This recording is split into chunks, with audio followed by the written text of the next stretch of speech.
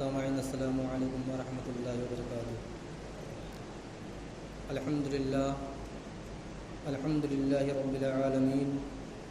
والعاقبۃ للمتقین والصلاة والسلام علی سید المرسلین وعلی آلہ واصحابہ اجمعین، اما بعد فاعوذ باللہ من الشیطان الرجیم، بسم اللہ الرحمن الرحیم، وَأَتِمُّوا الْحَجَّ وَالْعُمْرَةَ لِلَّهِ صدق اللہ مولانا العظیم وبلغنا رسولہ النبی الامین المکین الکریم، ونحن علی ذلک لمن الشاہدین والشاکرین والحمد للہ رب العالمین۔ محترم سامعین، آئیے کچھ عرض و معروض سے قبل آقائے نامدار، مدینے کے تاجدار، جناب روح فدا محمد عربی صلی اللہ تعالی علیہ وسلم کی بارگاہ بے کس پناہ میں درود و سلام کی ڈالی نشار کریں اور پڑھیں بآواز بلند، اللہم صلی علی سیدنا شفیعنا حبیبنا کریمنا مولانا محمد مبارک وسلم، صلاۃ و سلام علیک یا رسول اللہ صلی اللہ تعالی علیہ وسلم۔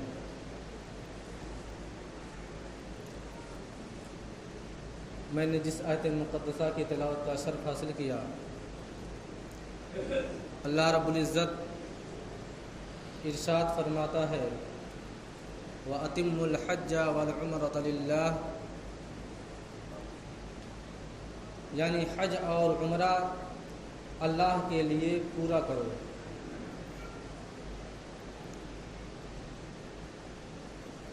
محترم سامعین، حج اور عمرہ ایک ایسی عبادت ہے کہ اللہ تبارک و تعالی جسے چاہتا ہے اسے اس عبادت سے سرفراز فرماتا ہے۔ ہر سال نہ جانے کتنے مسلمان ہندوستان اور غیر ممالک سرزمین سے حج کی سعادتیں حاصل کرتے ہیں، اور اللہ تبارک و تعالی نے جن کو مال و دولت کی کثرت دے رکھی ہے وہ اکثر مرتبہ کئی بار عمرے کی ادائیگی بھی ادا کرتے ہیں۔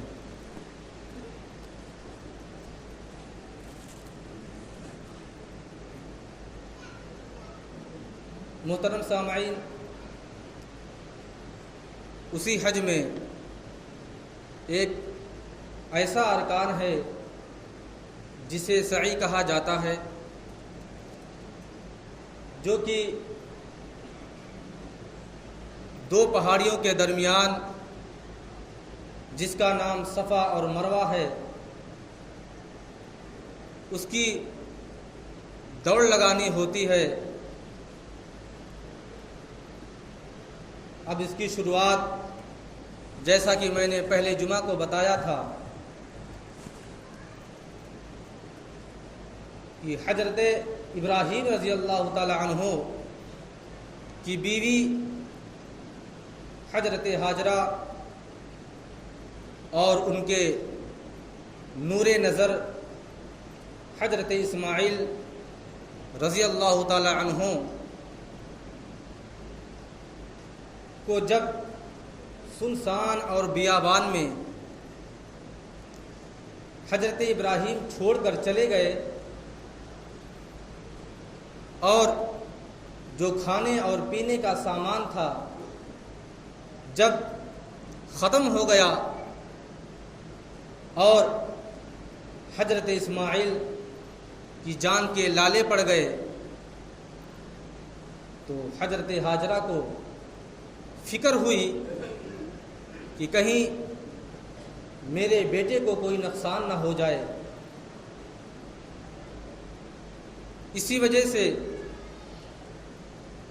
اب ایک جو سوچنے کی بات ہے کہ جو حضرت ہاجرہ نے پانی کی تلاش میں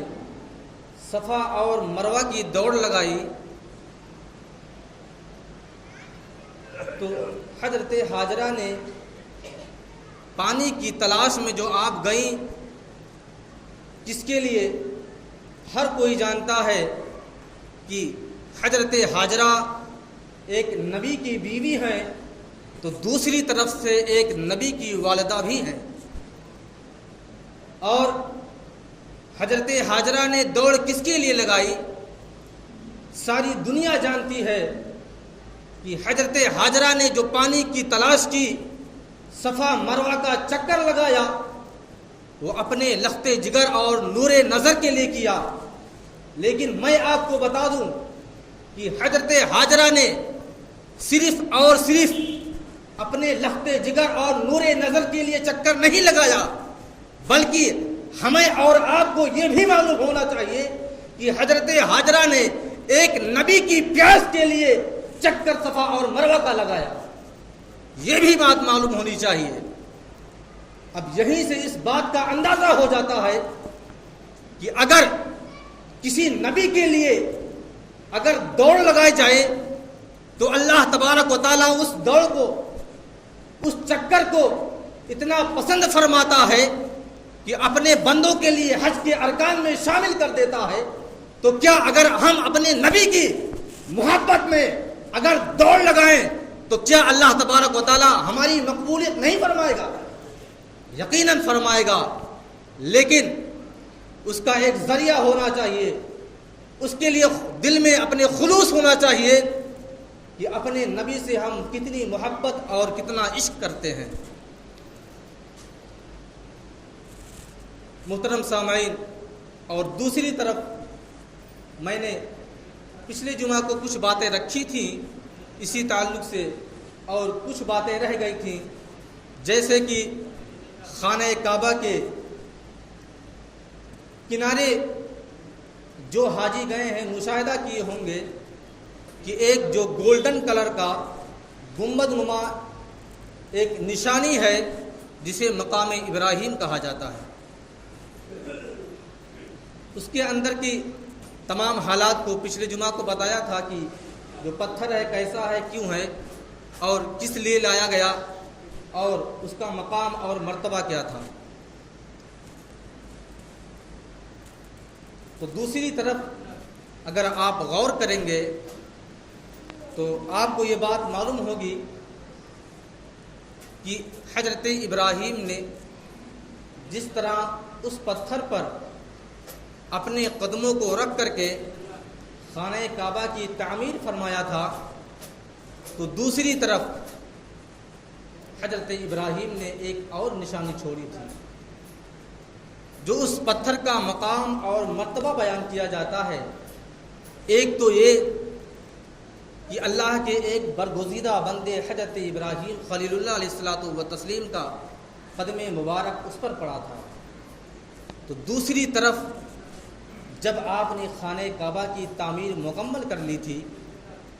تو اسی پتھر پر آپ نے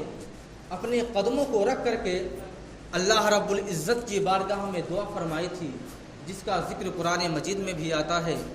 ربنا وابعث فیہم رسولا من انفسہم یتلو علیہم آیاتہ ویزکیہم ویعلمہم الکتاب والحکمہ۔ یعنی حضرت ابراہیم رضی اللہ تعالی عنہ نے اسی پتھر پر، جس پتھر پر آپ کھڑے ہو کر کے خانہ کعبہ کی تعمیر کو مکمل فرمایا تھا، اسی پتھر پر کھڑے ہو کر کے یہ دعا فرمائی کہ اے ہمارے رب، یہاں کے بسنے والے لوگوں میں ایک ایسا رسول پیدا فرما جو لوگوں کے درمیان کتاب و حکمت کی بات کرتا ہو۔ اور جب اب کیسے پتہ چلتا کہ حضرت ابراہیم علیہ الصلوۃ والتسلیم نے جس رسول کے بارے میں اس پتھر پر کھڑے ہو کر کے اللہ رب العزت کی بارگاہ میں دعا فرمائی تھی، وہ رسول ہیں کون؟ آج دنیا جانتی ہے کہ حضرت ابراہیم رضی اللہ تعالی عنہ تقریباً 4000 سال پہلے اس دنیا میں تھے، اور ان کے بعد کئی نبی آئے، لیکن کیسے پتہ چلے کہ کس نبی کے بارے میں آپ نے دعا فرمائی تھی؟ آپ نے فرمایا تھا کہ یہاں کے بسنے والے لوگوں میں کوئی ایسا رسول بھیج، اور اللہ تبارک و تعالیٰ کا فضل دیکھیے کہ میرے نبی کا جو خاندان ہے، میرے نبی کا جو نسب نامہ ہے، وہ حضرت ابراہیم رضی اللہ تعالیٰ عنہ سے کی خاندان ہی سے ہے۔ اور دوسری بات یہ کہ میرے نبی نے خود فرمایا تھا اپنے صحابہ کرام کے درمیان کہ اے میرے صحابہ، میں حضرت عیسیٰ علیہ الصلوۃ والتسلیم کی بشارت ہوں،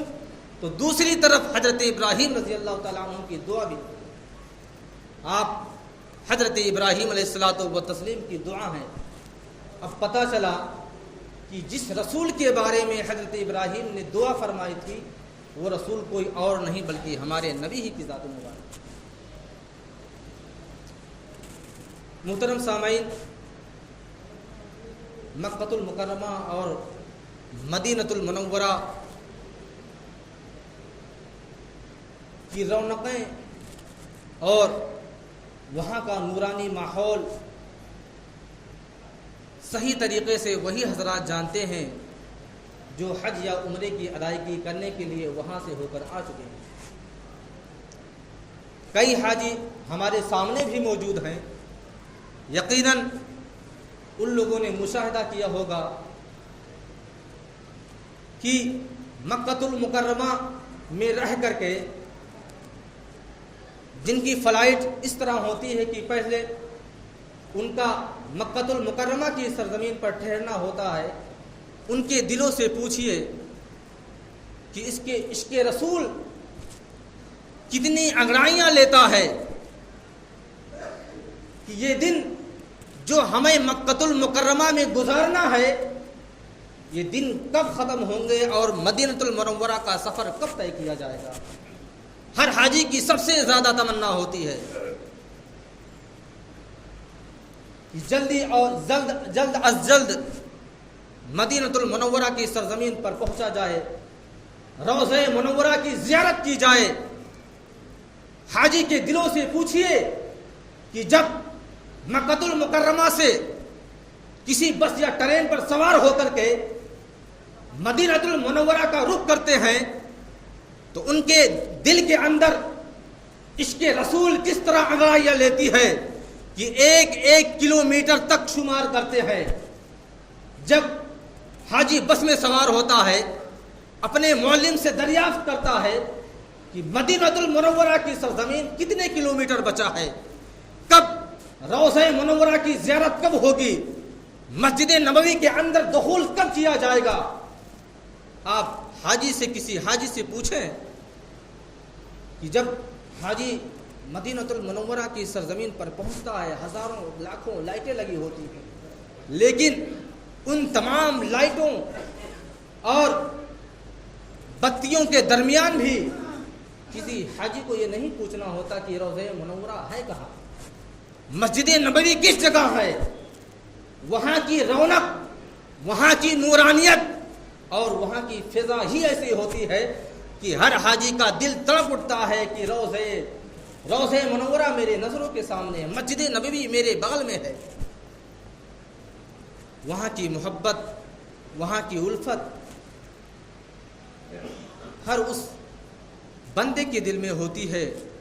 جو اپنے نبی سے محبت کرتا ہے۔ اللہ تبارک و تعالیٰ کی بارگاہ میں دعا ہے کہ اللہ تبارک و تعالیٰ ہم تمامی مسلمانوں کو نیک بنائے، ایک بنائے، صراط مستقیم پر چلنے کی توفیق و رفیق عطا فرمائے۔ اللہ تبارک و تعالیٰ ہم تمامی مسلمانوں کو مکہ المکرمہ اور مدینہ المنورہ کی زیارت نصیب عطا فرمائے۔ اللہ تبارک و تعالیٰ ہم تمامی مسلمانوں کو 5 وقتہ نمازوں کی پابندی کرنے کی توفیق و رفیق عطا فرمائے۔